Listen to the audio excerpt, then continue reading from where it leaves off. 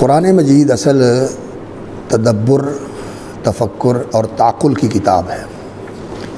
یہ اس طرح کی کتاب نہیں ہے کہ آپ نے ایک دفعہ کسی چیز کے بارے میں جان لیا اور آپ کہیں کہ بس مجھے پتہ چل گیا، نہیں۔ اللہ رب العزت نے نصرف الآیات، آیات کی تصریف فرمائی ہے، یعنی جو مضامین قرآن کے اندر ہیں یہ اللہ رب العزت نے بار بار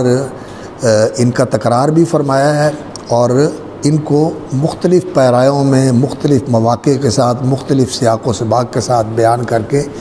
انسان کے اندر اتارا ہے کہ انسان جو ہے یہ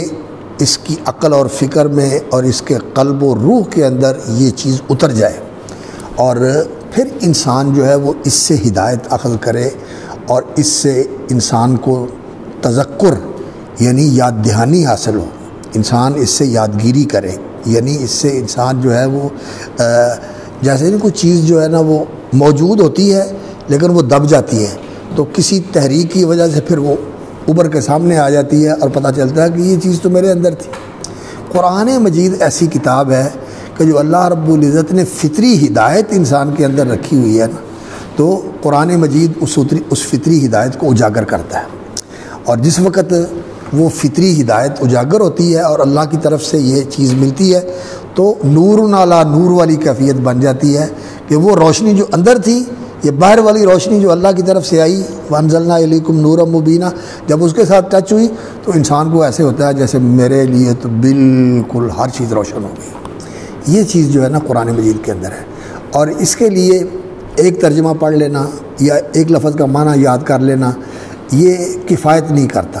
اس کے لیے ضرورت ہوتی ہے کہ انسان خاص طور پر اعتماد کرے جو سلف کے معنی ہیں۔ اسی لیے شاہ ولی اللہ رحمۃ اللہ علیہ نے، آپ لوگوں نے الفوز الکبیر پڑھی میرا خیال ہے، تو اس کے ساتھ انہوں نے نا وہ قرآن مجید کے مشکل الفاظ کا ایک انتخاب جو ہے فتح الخبیر کے نام سے وہ شامل کیا ہوا ہے، اور امام بخاری رحمۃ اللہ علیہ بھی اپنی صحیح کے اندر اس طرح قرآن مجید کے جو معنی، قرآن مجید کے الفاظ کے معنی ہیں سلف نے جو نقل کیے ہیں وہ بیان کر دیتے ہیں۔ تو انہوں نے بھی اس طرح کے جو ہے الفاظ وہ جمع کر دیے ہیں، یا کلمات القرآن کے نام سے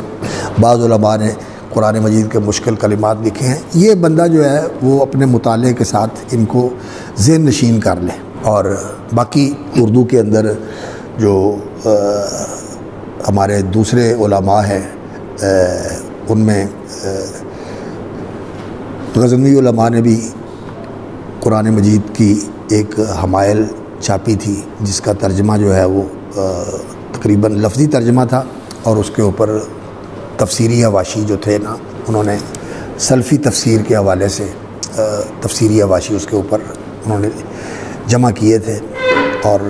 وہ انہوں نے قرآن کی خدمت کی۔ یہ غزنوی علماء کا کام تھا۔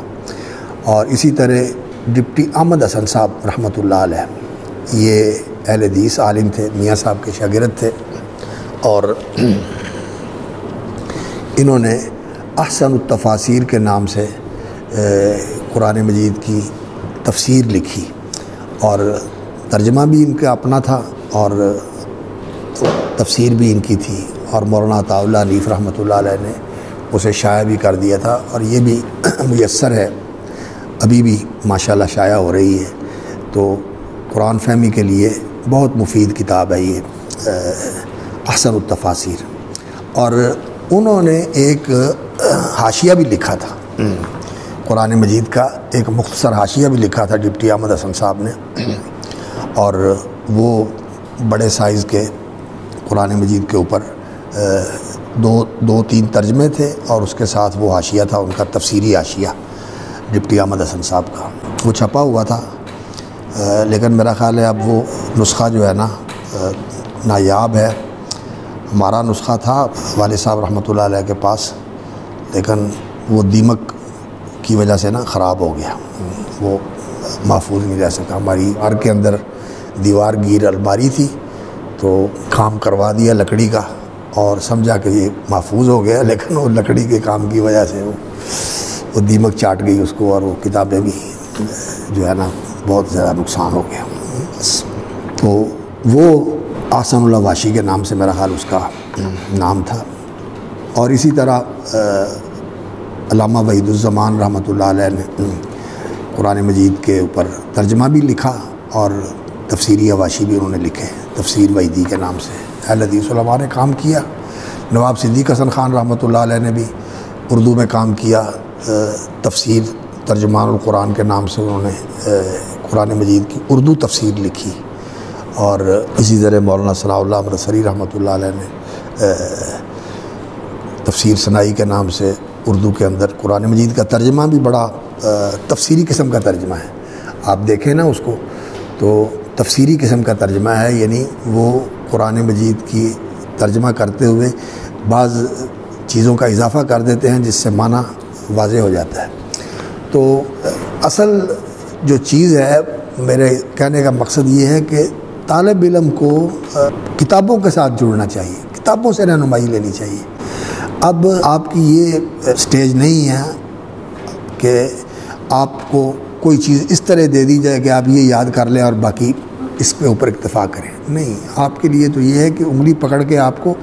اس جگہ تک پہنچا دیا جائے کہ یہ گھاٹ ہے, یہاں سے آپ نے سیراب ہونا ہے اور یہ راستہ ہے, اس راستے پر آپ نے چلنا ہے اور یہ چیزیں ہیں جن سے آپ نے استفادہ کرنا ہے. یہ حیثیت ہے.